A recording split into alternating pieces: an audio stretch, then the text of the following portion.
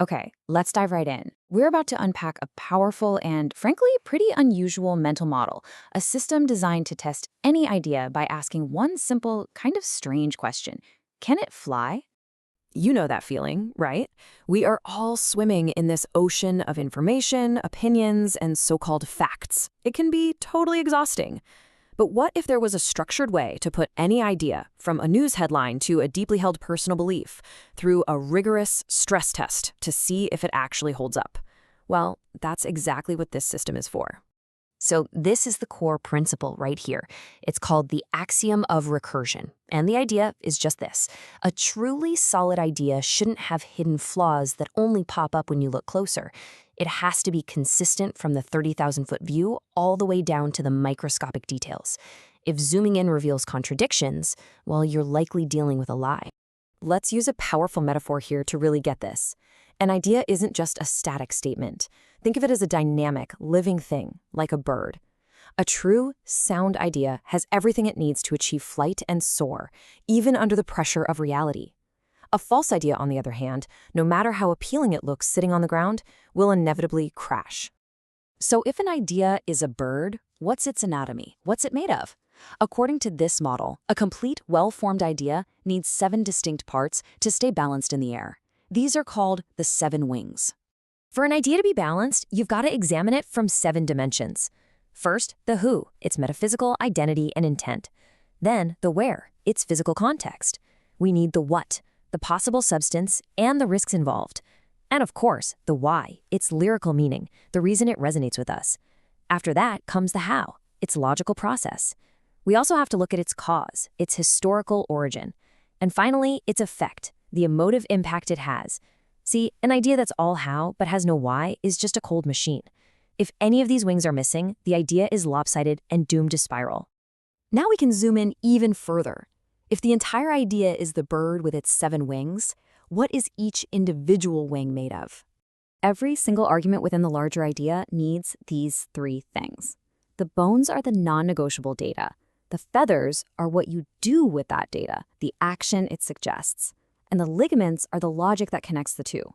Think about it. You can have a solid skeleton of facts, but with no feathers, no useful application, it's just dead weight. It's not going anywhere. So we have the anatomy of the bird and its wings. But how do we actually put an idea to the test? This is the flight plan, a 7-step protocol that acts as our pre-flight and in-flight checklist. First things first, we need a map of where our idea can land. These A states are the possible outcomes or verdicts. Is the idea a good truth, both real and beneficial? Or maybe it's a good lie, an illusion that feels good but isn't real. Understanding these potential destinations is absolutely key to the process. All right, here's the entire sequence. Now, I know it might look a little complex, but it's actually a really logical flow.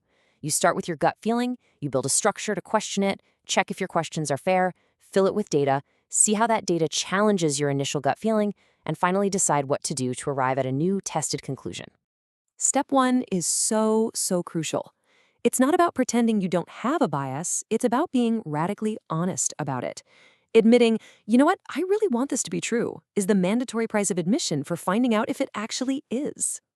This slide really gets at a common thinking error we all make. A rigged question, like, why is this flawed, isn't a real question, is it? It's a conclusion that's just disguised as an inquiry. A clean question, on the other hand, seeks data without presuming the outcome. This step is about making sure your trap for the idea isn't rigged from the start. And here it is, the moment of truth. The reality check is when the hard data you collected crashes headfirst into your initial gut feeling. The source material calls this the shock, and it's a perfect description. It's that feeling of turbulence, that cognitive dissonance that tells you your initial belief just can't sustain flight. Okay, let's put all this together with a concrete example. We'll trace a simple belief through the entire flight plan to see how it transforms when it's tested against reality. This table shows the journey. You start at your initial state. A simple, good preference. It feels right, you like it. Then comes the raw data, the reality check, and it shows this idea actually causes harm. You're forced to reclassify your belief. It's no longer just a preference, it's a good lie, something that feels good to you but is built on a harmful illusion. That new understanding demands action, leading you to your final verdict, a bad truth. It's a reality that doesn't feel good, but it is true. Look, While the system seems complex with its variables and steps, it's really just a practical tool. It's a structured process for intellectual honesty. It gives you a pathway to move beyond your initial gut reaction and arrive at a conclusion that you've earned through rigorous testing. And that brings us to the final takeaway. This isn't just a theory to be understood, it's a protocol to be used. So I'll leave you with this question. What is one idea, one belief you hold right now that you would be willing to strap into this machine and see if it can truly fly?